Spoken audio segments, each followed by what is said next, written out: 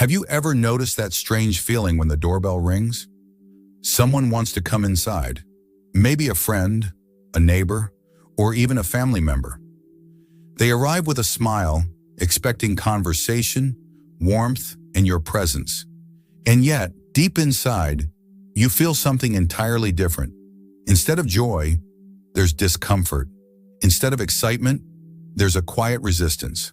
A part of you wishes you could simply stay in silence, close the door, and retreat into your own space. This reaction often confuses us, because let's be honest, society doesn't really encourage it. We're told that opening our doors is a sign of kindness, that receiving guests is proof of being sociable, generous, even normal. So when you don't feel that way, you might start to wonder, is something wrong with me? Am I antisocial? Am I cold-hearted? But what if the truth is far more profound? What if your resistance to visitors is not a flaw at all, but a voice from the deepest part of your psyche? Carl Jung, one of the greatest psychologists of the 20th century, believed that the soul often communicates through subtle preferences, through discomforts that most people dismiss. When your body tightens at the sound of the doorbell, when your energy seems to withdraw at the thought of someone entering your home, Jung would not tell you to ignore that feeling. He would tell you to listen, because behind it lies an entire world of meaning about who you are, how your psyche works, and what your soul truly needs. In this first part, we are going to explore this hidden discomfort, the quiet resistance you feel toward visitors. We'll slow down and examine it, not as a social quirk, not as a problem, but as a psychological signal with great depth. Think about this. Most of the time when someone visits, you cannot simply be. You put on what Jung called the persona, your social mask, the friendly smile, the polite questions, the careful responses, the small talk. None of this is fake exactly, but it is effortful. It takes energy. At work, at school, in public, we all wear these masks to function. They're useful and necessary. But when you're at home, in your own sacred space, the last thing you want is to keep wearing the mask. Home is supposed to be your retreat, your sanctuary. Yet the moment someone crosses the threshold, you're pulled back into performance mode. That explains the inner resistance. It's not that you hate people. It's not that you lack love. It's that being forced into performance mode, especially when you expected peace, is deeply exhausting. And for certain people, especially introverts or those highly attuned to energy, this exhaustion is almost physical. Carl Jung introduced two famous terms, introvert and extrovert, but he didn't mean what most people assume. He wasn't simply talking about shyness versus outgoingness. He was talking about energy. For extroverts, energy flows outward. They thrive on contact, noise, and interaction. The outside world feeds them. But for introverts, the opposite is true. Their energy flows inward. Silence, solitude, and reflection are not luxuries. They're lifelines. So when an introverted soul is faced with visitors, especially unexpected ones, their energy system reacts almost like a sensitive instrument being overloaded. Too much noise, too much presence, too much stimulation, and the psyche begins to shut down. Not from arrogance, but from necessity. This is why Jung said that introversion is not a conscious choice. It is a disposition of the soul. It is how some people are designed. For them, solitude is not avoidance, it is food. Let's go deeper. In Jungian psychology, the home is not just a building, it is a symbol. The home mirrors the soul itself. The rooms represent different aspects of your psyche. The bedroom, your intimacy, the kitchen, your emotional nourishment, the basement, your unconscious, the attic, your higher thoughts. And the front door, well, the front door is the boundary between your world and the outer world. So when someone crosses that threshold, they are not just entering a room, they are stepping into a symbolic representation of your inner life. And for a sensitive person, that intrusion is not small. It's huge. Even if they mean well, even if they're kind, their presence alters the atmosphere. Their energy, their stories, their unspoken tensions, they all enter your sacred space. This is why many people, perhaps including you, feel a kind of invisible invasion. It's not personal, It's not about disliking the visitor. It's about protecting the fragile ecosystem of your soul. And here is where Jung's concept of the shadow comes in. The shadow is the part of you that holds everything you've suppressed. Fears, wounds, memories, traits you didn't feel safe to express. It is hidden but powerful. And when someone enters your personal space, their presence can unintentionally stir the shadow. Have you ever noticed this? A casual remark from a visitor, the way they move, the energy they bring, it suddenly makes you restless, even irritated, for reasons you can't explain. That's the shadow at work. The unconscious says, this person has touched a place you haven't yet integrated. And so the resistance you feel is not arrogance, it is self-protection. Your psyche is shielding you from unnecessary confrontation with material you may not yet be ready to face. Now pause for a moment. How often have you judged yourself for this? How often have you felt guilty, rude, even broken, because you didn't enjoy having guests? Jung would tell you this. You are not strange. You are not wrong. You are listening. You are listening to your psyche's way of maintaining balance. You are respecting the structure of your energy. And in a noisy world that demands constant availability, that is not weakness. That is strength. You see, this hidden discomfort with visitors is more than a small quirk. It is a signpost pointing toward your individuation, your journey toward becoming your true self. Every time you honor that discomfort, you are choosing not to abandon yourself for the sake of appearances. You are protecting your energy, your inner sanctuary, your sacred space. And in doing so, you are also stepping into Jung's great insight that solitude is not loneliness. Solitude is medicine. Solitude is where the soul regathers itself, where hidden wisdom begins to rise. So in this first part, we've explored the discomfort itself, the way visitors can stir exhaustion, the role of the persona, the symbolic meaning of the home, and the stirring of the shadow. In the next part, we'll go even deeper. We'll look at why the world misunderstands solitude and how Jung reveals the hidden psychological and spiritual power of retreat. But before we continue, take a breath. Reflect for a moment on your own experience. Do you feel that invisible resistance when someone enters your space? If so, instead of judging yourself, begin to ask, what is my soul trying to tell me? Because that right there is the beginning of wisdom. We live in a culture that glorifies noise. From the constant buzzing of our phones to the endless chatter of social media, from workplaces that demand teamwork to families that expect gatherings, society has built a story. Being with others equals health, equals success, equals happiness. And what about solitude, silence, choosing to stay alone? Too often, these are painted as suspicious, even unhealthy. If you don't enjoy socializing, the world quickly asks, what's wrong with you? Are you depressed? Are you antisocial? But Carl Jung offered a radically different perspective. He saw solitude not as a sign of emptiness, but as a sacred necessity. He believed that in silence, the psyche repairs itself. In solitude, the unconscious speaks. And in the absence of constant distraction, we finally encounter the truth of who we are. Jung made a powerful distinction between two forces in life, the collective and the individual. The collective is the great web of society, its customs, its expectations, its shoulds and should nots. It tells you when to speak, how to behave, how often you should open your home, and what it means to be normal. The collective whispers, or sometimes shouts, that a good person is always available, always accommodating, always social. But the individual is something entirely different. The individual is the unique spark of your own soul, your particular rhythm, your natural way of being. And sometimes that rhythm demands silence. Sometimes it craves solitude. Sometimes it says, step back from the crowd and find yourself again. So when you resist visitors, when you long for quiet evenings and closed doors, you are not rejecting humanity. You are honoring your individuality. You are saying, I choose to hear my own soul instead of just echoing the noise of the collective. And yet many people fear being alone. Why? Because solitude is confronting. In silence, you cannot escape yourself.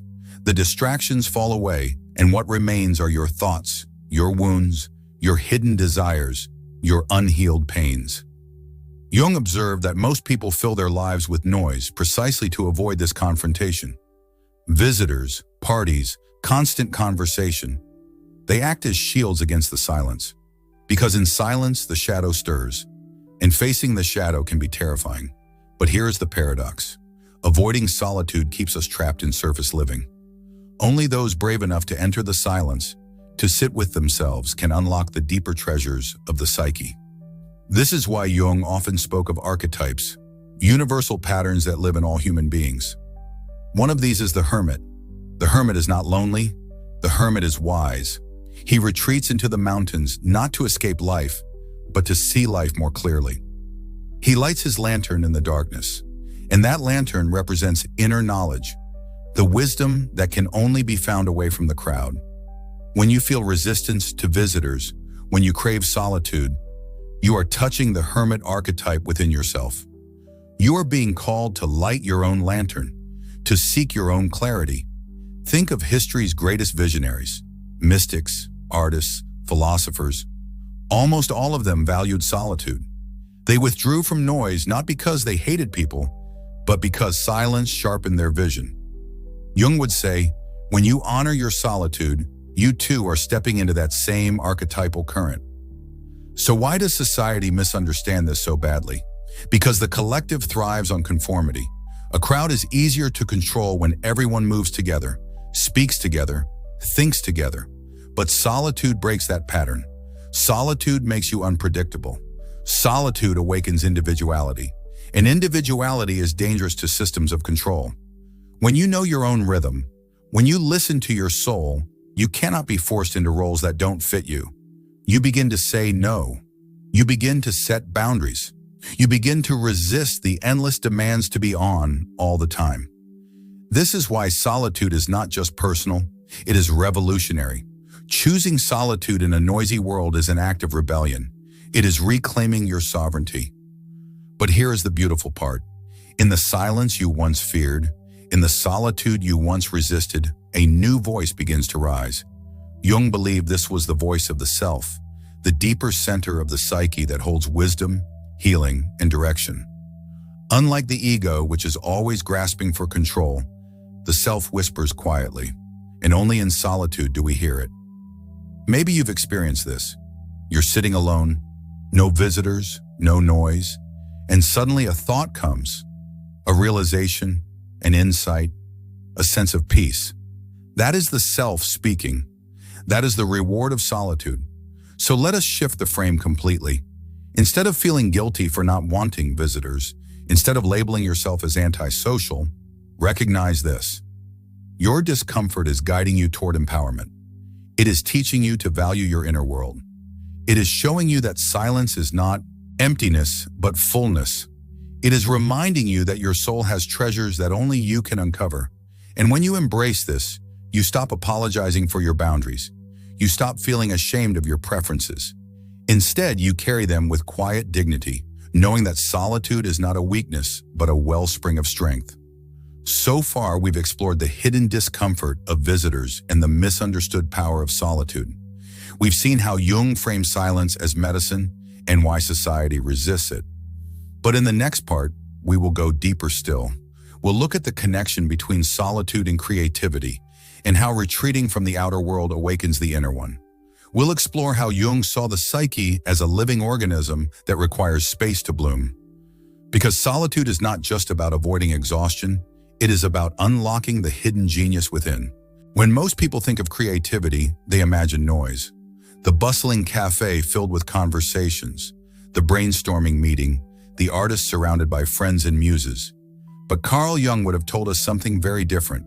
True creativity is born in silence. It is in solitude, when the noise of the world fades, that imagination awakens. It is in those long stretches of quiet, when you are not hosting anyone, not entertaining anyone, not being pulled into another person's orbit, that the psyche begins to weave its richest patterns. Jung often described the psyche as something alive. It is not just a machine running thoughts. It is more like a forest, an ecosystem, a flowing river. And just like nature, the psyche needs seasons. Imagine a tree. In spring and summer, it blossoms outward, But in autumn and winter, it retreats inward, storing its energy, gathering strength for the next burst of life. In the same way, the human mind cannot always be outward, social, engaged. It needs its winters. It needs the quiet season. And in that season of solitude, something miraculous happens. The imagination begins to bloom. You see, the unconscious is always speaking to us, but most of the time its voice is drowned out by noise. The constant chatter of other people, the demands of the collective, the endless responsibilities of daily life. Only when silence falls does the unconscious find space to rise. It speaks in images, in symbols, in dreams. Jung called these expressions the language of the soul. This is why so many artists, poets, inventors, and mystics have sought solitude. They knew that if they waited in silence long enough, something would emerge, an image, a melody, a vision that was not just their own, but something deeper, something archetypal, something universal. Consider Jung himself. After a profound personal crisis, he withdrew into solitude by the shores of Lake Zurich. There, in what seemed like idleness to the outside world, he built stone towers with his own hands. He painted, he wrote, he allowed his unconscious to speak freely. Out of this period came some of his greatest insights, his visions, his dreams, the pages that would eventually form the Red Book. If Jung had filled his days with visitors, with constant socializing, those visions might never have surfaced. It was solitude that opened the door. Let's pause here and ask, why does creativity need solitude? Because creativity is delicate. It is like a flame flickering in the wind. The presence of others, even if they mean well, often blows against that flame. Their opinions, their expectations, their stories can snuff out the spark before it grows. But in solitude, the flame is sheltered. The psyche begins to experiment, to play, to weave connections that could not exist in the noise of company. This is where the seeds of genius are planted. Think of Einstein, who credited many of his breakthroughs not to noisy debates, but to long walks alone. Think of Beethoven, who wandered forests in silence to hear melodies the world could not. Solitude does not diminish creativity, it protects it. For Jung, creativity was not just about making art, it was about individuation, the process of becoming whole. Each of us carries potentials deep within, unlived lives, unexpressed gifts, forgotten parts of the soul. And solitude is the place where these potentials rise to the surface. Without interruption, you begin to notice them. You begin to ask, what is really inside me? What wants to be born? This is why resisting visitors can sometimes feel like more than just a preference. It can feel like a calling, because deep inside your psyche knows, if I give away all my time to others, I will lose the chance to hear myself. I will lose the chance to create, and creation is not optional. It is the path to wholeness. Imagine your psyche as a workshop hidden deep within your home. Every time you close the door to visitors, every time you sit alone, you enter that workshop. There, your unconscious lays out its tools, images, symbols, forgotten memories, strange dreams. And in solitude, you begin to work with them. You build, you write, you paint, you reflect, you dream. You turn raw material into meaning. But if visitors are constantly in your house, literal or metaphorical, you never step into that inner workshop. You stay in the living room, entertaining, performing, talking, and the workshop door remains closed. This is why solitude is sacred. It is not just about resting, it is about creating. It is about entering the hidden room of your soul and allowing something new to be born. Many people say they avoid solitude because it feels boring, but boredom is only the surface. Beneath boredom lies creativity. Boredom is the mind detoxing from overstimulation. Once the restless layer passes, imagination begins to bloom. Suddenly, ideas flow, images arise. A sense of purpose stirs. Jung would say that boredom is a threshold and those willing to cross it find treasure, waiting. But those who always rush to fill the silence with visitors, distractions, and noise never reach the gold. So in this part, we've explored how solitude is not emptiness, but creation. We've seen how Jung himself withdrew into silence to find his greatest insights, and how every human being has an inner workshop waiting to be entered. But solitude is not always peaceful. In the next part, we'll explore the darker side of silence, how solitude awakens the shadow, forces us to face our hidden wounds, and why this confrontation, though uncomfortable, is absolutely necessary for growth. Because solitude does not just reveal our creativity, it reveals our truth. Up until now, we've explored solitude as a sanctuary, a place of rest, a space for creativity, a doorway into the deeper layers of the psyche. But solitude is not always gentle. Sometimes closing the door to visitors does not lead to peace. It leads to confrontation, not with others, but with ourselves. Carl Jung believed this confrontation was inevitable, because the moment silence deepens, the shadow awakens. The shadow is everything within us that we've pushed away, repressed, or denied. It is the anger we weren't allowed to express, the sadness we never gave words to, the desires we were told were unacceptable. It holds our guilt, our fears, our jealousy, our shame, but also our unrecognized strengths, our raw potential, our buried creativity. Most of the time in the busy social world, the shadow remains hidden. Visitors, conversations, daily routines, they act like a shield. They distract us from what lies underneath. But in solitude, the shield drops. In silence, the shadow begins to stir. Suddenly, the thoughts you've avoided rise to the surface. The emotions you've buried begin to knock at the door. And this is why so many people fear solitude, because it forces them to meet the parts of themselves they've worked so hard to ignore. Jung once said, "One does not become enlightened by imagining figures of light, but by making the darkness conscious." This is the work of solitude. It acts like a mirror that cannot be escaped. With no visitors to distract you, no outside noise to drown you, you come face to face with your own reflection.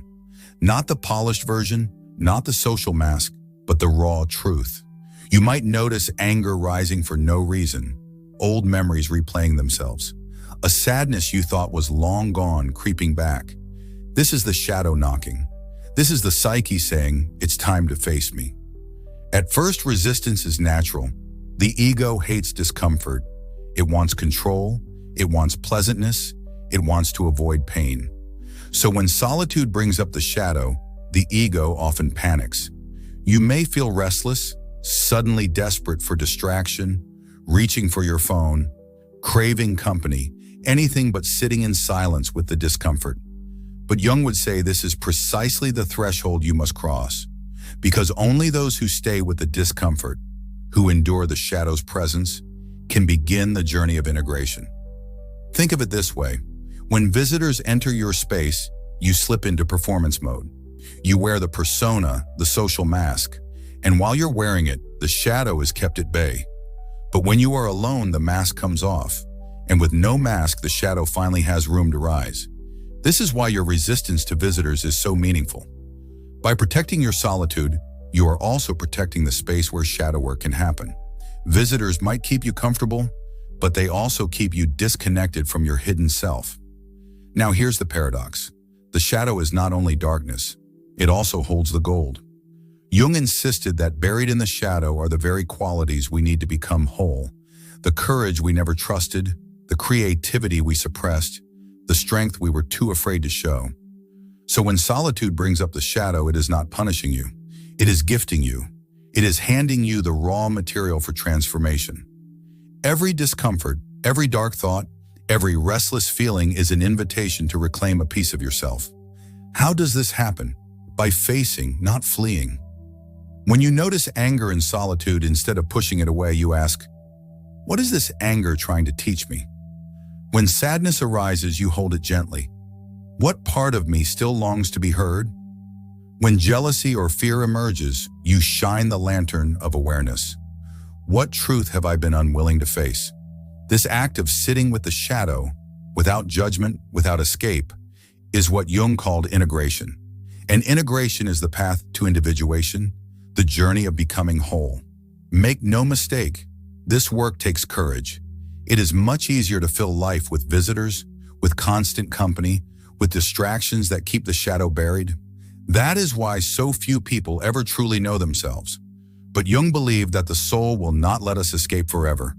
If we ignore the shadow too long, it will emerge in other ways, through projections onto others, through sudden outbursts, through unexplained anxiety or depression. Solitude, then, is not just optional, it is necessary. It is the safe container where the shadow can be met consciously instead of erupting unconsciously. Imagine walking into a cave. At first it's frightening, dark, silent, full of unknown shapes. But if you stay, your eyes adjust. You begin to see glimmers of light on the walls, hidden crystals, treasures you didn't know were there. This is the journey of solitude in the shadow. What feels frightening at first slowly reveals its gifts. What feels unbearable becomes liberating, and what once seemed like darkness transforms into guidance. So in this part, we've explored solitude as confrontation, the way it strips away the mask and brings us face to face with the shadow. We've seen how discomfort is not punishment, but invitation, how the shadow holds not just our wounds, but also our hidden gold. But there's another dimension to this story. In the next part, we'll explore solitude as protection, how guarding your energy, your home, your space is not selfish, but sacred. We'll see how Jung understood boundaries not as walls, but as doors to authenticity. Because once you learn to face your shadow, the next step is learning to protect the soul that is emerging. Think about your home for a moment, not just the furniture, the walls, or the windows, but the feeling of your home. When the door is closed, when the lights are soft, when silence wraps around you, what do you sense? For many, the home is not just a shelter, it is a sanctuary, a sacred space where you can finally drop the social mask, exhale the day, and reconnect with yourself. But the moment a visitor enters, that atmosphere changes. Even the kindest, most well-meaning guest brings their energy, their stories, their moods. Suddenly the air is different. Your sanctuary is no longer only yours. And this is why, deep inside, you may feel resistance. Not because you lack love for others, but because your soul knows that solitude is protection. Carl Jung believed that the home is a powerful symbol of the psyche. Every room, every corner, reflects an aspect of your inner life. The bedroom speaks of intimacy and rest. The kitchen symbolizes nourishment and emotional care. The basement reflects the unconscious, the hidden layers of your mind. The attic points to higher thought, imagination, and vision. In the front door, the threshold, is the boundary between your inner world and the outer one. When someone crosses that threshold, they are not just stepping into a house. They are entering a reflection of your inner being. And for sensitive souls, that is no small thing. Every human encounter is an exchange of energy. Sometimes it feels light, uplifting, even healing, but other times it feels heavy. Someone's stress, someone's drama, someone's unresolved shadow. These things linger in the air, often without a word spoken. If you've ever felt drained after hosting visitors, even when you love them, you've experienced this energetic truth. Your psyche is porous, and it absorbs more than most people realize. This is why solitude is so vital. It creates a protective field around your energy, a sacred bubble where you can recharge without interference. Now, many people misunderstand boundaries. They think of them as walls, cold, rigid, shutting people out. But Jung would say boundaries are more like doors. A door can open and close. It allows you to decide who enters and when. It gives you sovereignty over your own space. Without doors, anyone could walk in. Without boundaries, anyone could claim your time and energy. So when you choose solitude, when you decline a visitor, when you protect your sacred space, you are not being cruel. You are exercising sovereignty. You are saying, my inner world matters. My energy deserves protection. My soul has value. But society, of course, resists this. From childhood, many of us are taught to override our boundaries. We're told to be polite, to welcome guests no matter what, to always be available. This conditioning runs deep. So when you say no to a visitor, you may feel guilt rising immediately. You may hear the inner critic whispering, "You're selfish, you're rude, you're cold." But pause and ask, who taught you that? And who benefits from your constant availability? Jung would argue that much of this conditioning serves the collective, not the individual. The collective thrives when people ignore their boundaries, when they give their energy away without question. But the individual thrives only when they honor their own rhythm. Imagine your energy as a sacred fire burning in the center of your being. Every interaction, every visitor, Every demand on your time pulls a little from that fire. If you never protect it, if you keep the door open endlessly, the fire dwindles. You become exhausted, scattered, disconnected from yourself. But if you guard it, if you honor your solitude, the fire grows strong. It gives you warmth, clarity, and vitality. Jung understood this well. He believed that individuation, the process of becoming whole, requires strong boundaries. Because only when you protect your energy can you nurture the inner fire that guides your transformation. This is why learning to say no is not selfish, but sacred. Every no to unnecessary visitors, to draining conversations, to obligations that suffocate you, is a yes to your soul. It is a yes to your growth, your clarity, your healing. Think about this. When you refuse to let someone enter your space, you are not rejecting them. You are protecting the sanctity of your inner temple. You are keeping the atmosphere clear so your psyche can breathe. So instead of guilt, embrace empowerment. Instead of apologizing for solitude, carry it with quiet pride. Because by protecting your space, you are also protecting the people you love. Why? Because a soul that honors its boundaries radiates healthier energy. When you meet others from a place of fullness rather than depletion, your presence is more authentic, more grounded, more loving. Solitude does not distance you from humanity. It deepens your connection. So in this part, we've explored solitude as protection, the way boundaries guard your energy, the symbolism of the home, the sacredness of saying no. But protection is not the end of the journey. In the next part, we'll see what happens after the fire is protected, after the shadow is faced, after the silence is embraced. We'll explore solitude as transformation, the alchemy that turns discomfort into wisdom and silence into power. Because solitude does not just guard you, it changes you. We've seen how solitude reveals the shadow, how it peels away the persona, how it connects us to the deeper self, and how it protects our sacred energy. But now comes the most profound stage, solitude as transformation. Because silence is not only absence, it is alchemy. It takes everything hidden within you, your wounds, your fears, your dreams, your unrealized potential, and slowly reshapes them into something higher, something truer. When the noise of the world fades, when you stop constantly reacting to others, something remarkable happens. At first, it feels like emptiness. The silence can even feel unbearable. But if you stay with it, if you do not run back to distractions or visitors or constant busyness, that emptiness begins to shift. It turns into clarity, into insight, into revelation. This is the gift of solitude. What seemed like nothingness becomes the space where the soul finally speaks.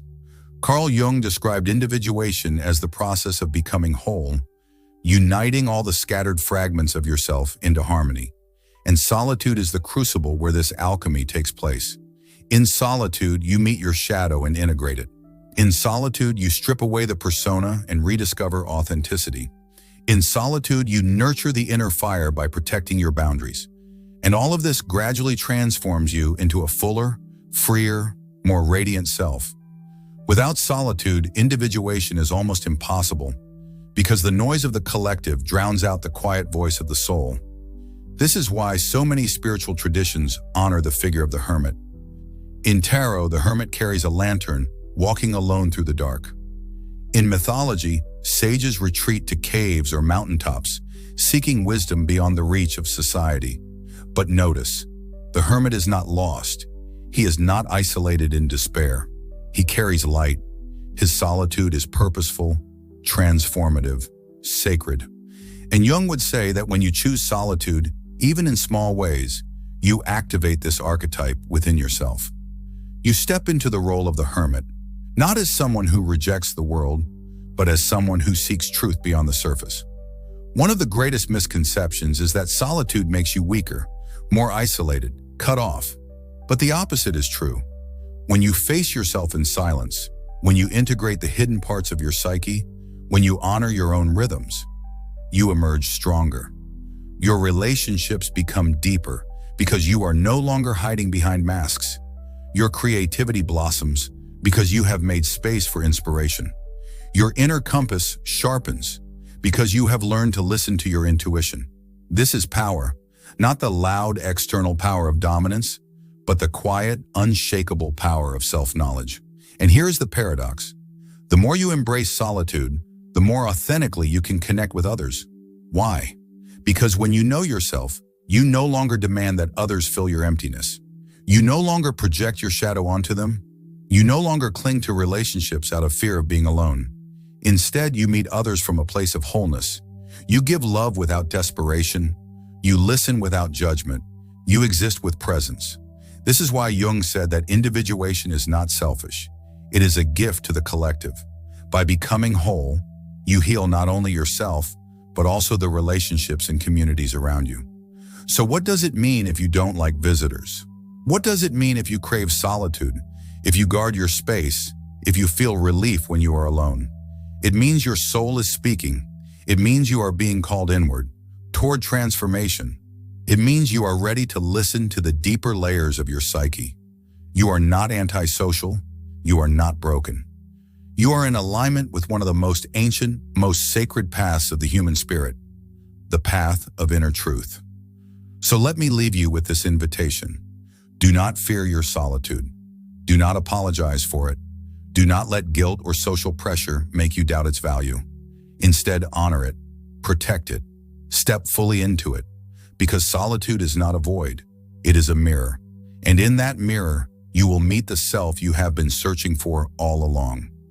As Jung might say, in the stillness, the psyche speaks, and when you listen, you awaken. So remember, not liking visitors is not a flaw. It is a soul signal, a whisper from your deeper self that says, come home to me.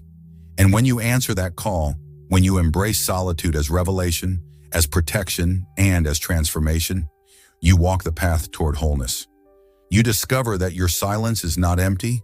It is full of truth, full of power, full of the light you carry within. This is the gift of solitude.